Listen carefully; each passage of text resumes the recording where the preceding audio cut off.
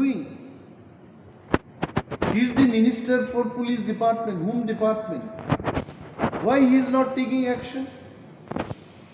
ভিআইপিদের গাড়িকে পর্যন্ত মানে গাড়ি থামাতে থামাতে এই সমাজদ্রোহীদের এত সাহস হয়েছে যে এসকর্টিং গাড়িটাকে ওরা থামিয়ে দিচ্ছে। Where is government? গভর্নমেন্টের একটা রুল থাকা উচিত। এত চাঁদার জুলুম I have never seen in my life. And this has happened. এবং Bjp-Ipft সরকার 2018 থেকে শুরু হয়েছে। কই সেই 18, 19, 20 ওকে করোনার সময় এটা বাদ দিয়েই দিলাম। Why all of this sudden this year? চাঁদার জুলুম কেন হবে? কতজনকে গ্রেফতার করেছে? কতজনের বিরুদ্ধে ব্যবস্থা হয়েছে? Let the government tell. আর যদি এইভাবে চাঁদার জুলুম চলতে থাকে, I am telling, আগামী দিন এই চাঁদার যারা জুলুমবাজরা পূজার পরও কিন্তু চাঁদা করতেই থাকবে। If police is not taking any action. I want to see, we want to see, the people of Tripura want to see some action. আরেকটা জিনিস, আমাদের রাজ্যে কোনো ইন্ডাস্ট্রি নেই, নাথিং। উই হ্যাভ না, বিরাট রুট কনস্ট্রাকশন হচ্ছে, এটা আমি অস্বীকার করব না। 20 বছর আগেকার ত্রিপুরার হাইওয়ের যা অবস্থা ছিল, এটা অনেকটা এখন বড় পরিসরে বড়ভাবে তৈরি করতে চেষ্টা করছে এবং হচ্ছে। বাট দি পয়েন্ট ইজ, ওই সমস্ত রাস্তা নির্মাণের কাজ ত্রিপুরা রাজ্যের বাইরের যারা বড় বড় কন্ট্রাক্টর এদের হাতে চলে যাচ্ছে। তাহলে কি হচ্ছে? দিল্লি থেকে টাকা আসছে, এই টাকা আবার বাইরে চলে যাচ্ছে। আমার এখানে কিন্তু সেই টাকা সার্কুলেট হচ্ছে।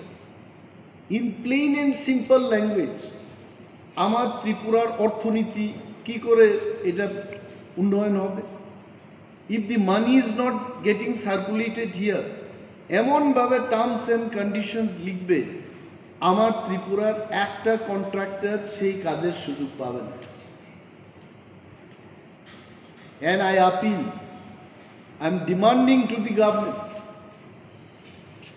যত বড় বড় কাজ হচ্ছে এই কাজে আমার ত্রিপুরা রাজ্যের কন্ট্রাক্টররা যারা বহুদিন ধরে এই ত্রিপুরায় কাজ করে আসছে, there are so many experienced first class contractors, they also can build this road.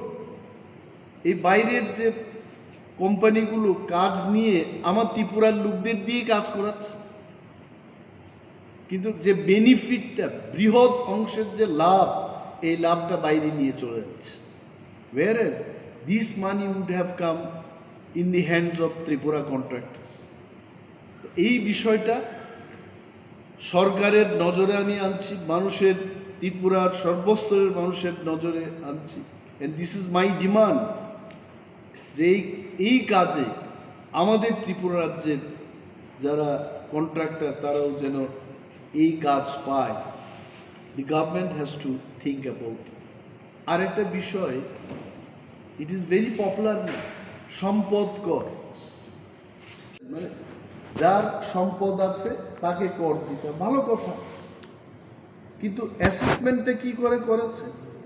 হঠাৎ করে মানুষ নোটিশ পাচ্ছে যে আপনার এত সম্পদ কর দিতে হবে। What is the base? আমি কয়েকদিন আগে মেয়র সাহেবের একটা ছোট্ট ক্লিপিংস দেখেছি। উনি কি বলেছেন যে না, এটা আগের মতো করেই দিয়ে, কি আগের মতো করে রেখেছে? ড্রোন ক্যামেরা দিয়ে নাকি ওরা অ্যাসেসমেন্ট করেছে। তো ড্রোনে কি বলে? What drone is? আগরতলা কি এত বিশাল সিটি যে এখানে ড্রোন দিয়ে, ক্যামেরা দিয়ে সার্ভে করে ড্রোন যা বলে তার উপর সম্পদ কর হবে? এবং এটা করতে গিয়ে যারা সরকারি দোকানে বসে যারা ব্যবসা করছে তাদেরকেও বলা হচ্ছে সম্পদ কর দাও। এটা সরকারের সম্পদের উপর বসে এরা ব্যবসা করছে, কেন সরকারের সম্পদের উপর ওই ব্যবসায়ী কর দেবে? এটা ইজ দিস এটা কি স্বচ্ছ ত্রিপুরা? কি বলে স্বচ্ছ ত্রিপুরা, এক ত্রিপুরা, শ্রেষ্ঠ ত্রিপুরা? শ্রেষ্ঠ ত্রিপুরার কি চিত্র? আমি সাংবাদিক সম্মেলনটা করছি কারণ অনারেবল চিফ মিনিস্টারকে সম্মান দিয়েই বলছি। উনি প্রথম মুখ্যমন্ত্রী যিনি বহু ক্লাব ভিজিট করে ক্লাবের সাথে ভালোভাবে উনি যুক্ত আছে, এটা ভালো। বাট রাজ্যের মানুষের সার্বিক স্বার্থকে নিয়ে আরও বেশি চিন্তা ভাবনা করা উচিত। এই সম্পদ কর কেন বৃদ্ধি হচ্ছে, কেন নেওয়া হচ্ছে, কেনই বা সরকারি সম্পদের উপর বসে যারা ব্যবসা করছে এদের কাছ থেকে সম্পদ কর নেওয়া হবে? He must explain, he must see all this. এই কারণে আজকে এই প্রেস মিটটা করলাম। আর আগে ট্রাইবাল ওয়েলফেয়ার ডিপার্টমেন্ট থেকে বনস্থলীতে উপজাতি বা তিপ্রা ছেলে মেয়েদের পাঠানো হতো, সেখানে ফ্রি ট্রাইবাল ওয়েলফেয়ারের মাধ্যমে লেখাপড়া করানো হতো এবং অনেকেই মাস্টার ডিগ্রি করে পিএইচডি করে ত্রিপুরা ইউনিভার্সিটি বিভিন্ন কলেজগুলিতে প্রফেসরশিপে কাজ করছে। হঠাৎ করে এটা বন্ধ করে দিয়েছে। What is the reason? 20 বছর আগে 15 বছর আগে যদি সেটা করা যায়। আজকে তো মোদিজির সরকার,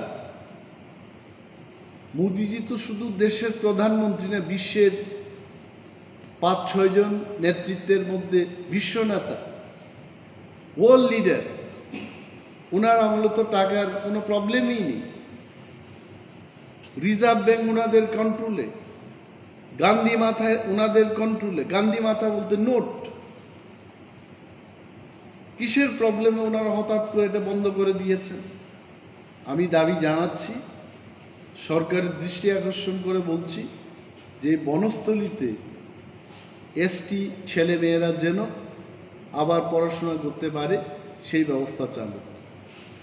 থ্যাংক ইউ সো মাচ। এই সরকারি আবাসকে নিয়ে কেউ কিছু লিখতে চেষ্টা করছে। My dear news friends, journalist এবং সমস্ত মিডিয়া হাউসের মালিকগণকে সম্মান দিয়ে আপনাদের বলছি, বিরোধী দলনেতা হিসেবে আমার প্রাপ্যটা হলো একটা মিনিস্ট্রিয়াল কোয়ার্টার পাওয়া। ওই কোয়ার্টার, আমি শুধু কোয়ার্টারই চেয়েছি। আমি কিন্তু আই ডিডন্ট সে দ্যাট আমাকে 50 লক্ষ টাকার 1 কোটি টাকার একটা কোয়ার্টার দিতে হবে তৈরি করে। No, nothing. I wanted only one quarter.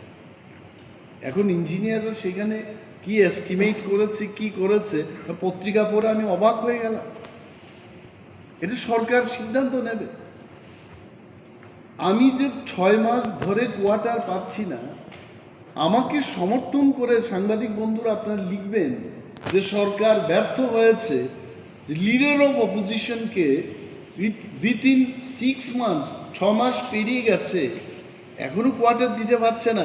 এটা আপনারা লিখলেন না, আর উল্টো আমাকে কি বলছে যে সরকারের সাথে মিলেমিশে এটা এই কাজ, সরকারের সাথে কোনো সমঝোতা নেই। And if you have any proof, তো সরকারের সাথে সমঝোতা নেই বলে আমি আকাশের নিচে, খোলা আকাশের নিচে থাকবো? It is not correct. আর আমি কি বাস্তুকার?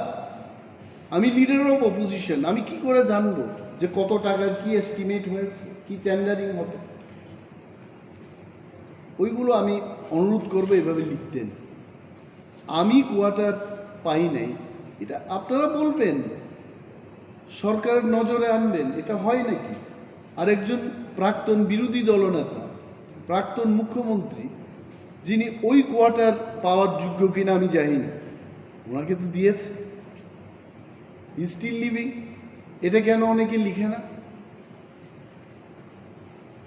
পূর্বতন মুখ্যমন্ত্রী থাকুক সেখানে, আই হ্যাভ নো প্রবলেম। এটা সরকারের সিদ্ধান্ত, আমি তার বিরুদ্ধে যাব।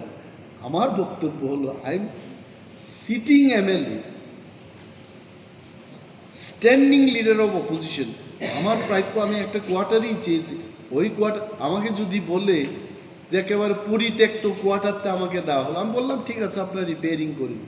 রিপেয়ারিংয়ের কাজ আজকে 6 মাস চলে গেছে, স্টিল গোয়িং অন। তো আমি ফটো দিয়েছি মাননীয় মুখ্যমন্ত্রীকে, আমার কাছে ফটো আছে, কয়েকদিন আগে আমি গিয়ে দেখেছি কি বাজে অবস্থা এই কোয়ার্টারের। তারপর কিন্তু উত্তরও দিলেন না আমার। আমি জানি না মাননীয় মুখ্যমন্ত্রী কেন এই ইয়েগুলো দেখেননি।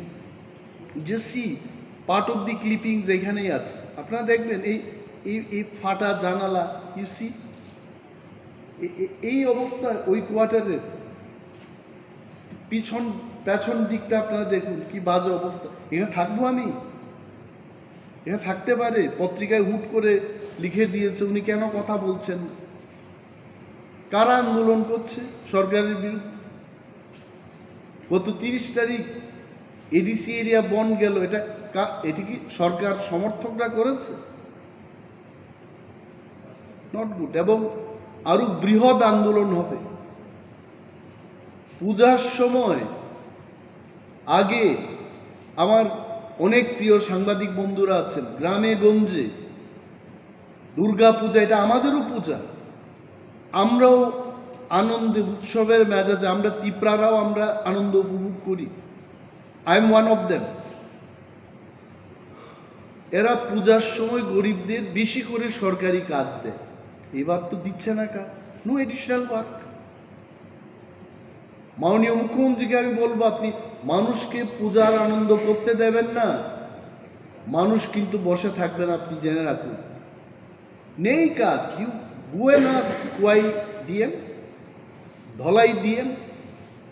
মানুষ দাবি করছে যে আমাদের পূজার সময় কেন কাজ দেওয়া হচ্ছে।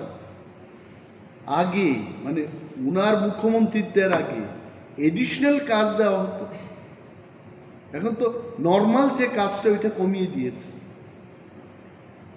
দিজ আর দি থিংস আপনারা হাইলাইট করবেন, আমি জানি এই বিষয়টা মানুষ জানুক, সরকার জানুক। সরকারও তো সবাই খারাপ না, কিছু ভালো লোক আছে যারা ভালো। ক্যাবিনেট মিটিংয়ে বলবে, তারা নিজেদের মধ্যে আলোচনা করবে যে গরিবদের আরো বেশি করে, আরো কয়েকটা দিন এখনো বাকি, বেশি করে কাজ দেওয়া হোক, so that they can enjoy the puja. এটা আমার দাবি। Thank you so much. পূর্বতন মুখ্যমন্ত্রী মানিক সরকারকে আমি সম্মান করি, I have no personal grudge against him. তবে একটা জিনিস ওনার বোঝা উচিত, অনেক সময় বয়স হয়ে গেলে মানুষ বাচ্চাদের মতো কথা বলে। এটা আমার পিতামাতার ক্ষেত্রেও আমি দেখেছি, আমাকে যারা সাজেশন দিত আফটার 70 ইয়ার্স অন্য ধরনের কথা বলতে শুরু করে। In triangular contest, what is triangular contest? Triangular কন্টেস্টটা হচ্ছে আমি আরও 2টা দলের বিরুদ্ধে ফাইট করি, that is triangular contest. Tipra Motha lost so many seats because of BJP. Tipra Motha loss so many seats because of CPM. 2টা দলের জন্য আমরা লস করেছি। CPM lost many seats because of us. CPM lost many seats because of BJP. And BJP এরাও কিন্তু loss করেছে কয়েকটা, এরাও লস করেছে, বাট ইন ওভারঅল বিজেপির একটা ফায়দা হয়েছে। এই ফায়দা it is because of the triangular contest. না হয়তো আজকে ওনারা এই কথা বলছেন, ধনপুর এবং বক্সনগরে কংগ্রেস আর তিপ্রামথা আমরা প্রার্থী দিই, কি অবস্থা হয়েছে। Now I am questioning them. এই যে বাজে একটা বক্তব্য করে মানুষের মধ্যে ভুল একটা ধারণা সৃষ্টি করানোর যে চেষ্টা হচ্ছে, আই কন্ডেম ইট। এটা উচিত না, মানুষ বুঝে গেছে।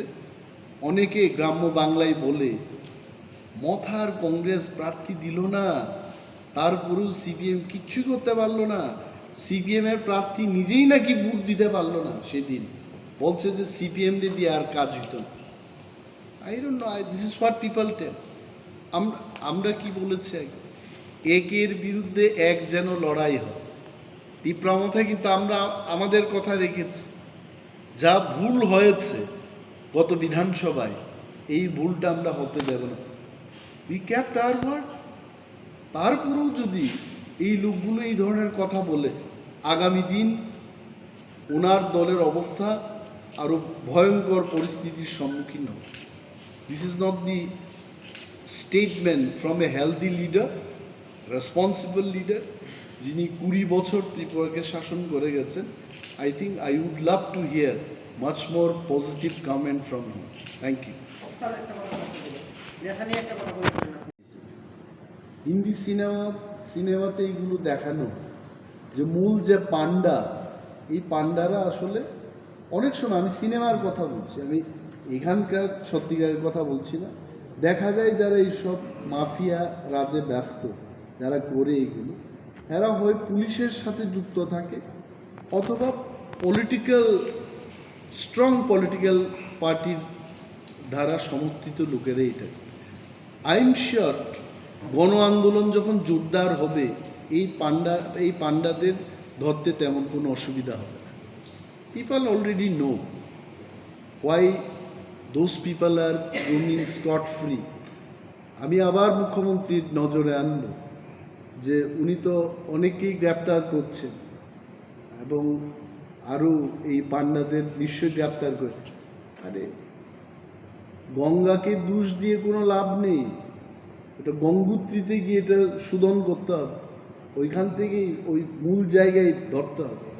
দেনও মাননীয় মুখ্যমন্ত্রীর কাছে এগুলো ইনফরমেশন আছে, আমার মতো লিডারের কাছে ইনফরমেশন আছে, ওনার কাছে থাকবে না, ওনার কাছে আছে। And now it is only him to take action. একটা উচ্চারণ করে ওনার ধরতে হবে, জয় বজরঙ্গ বলি, বাস শেষ। He can finish in no time. Okay, thank you.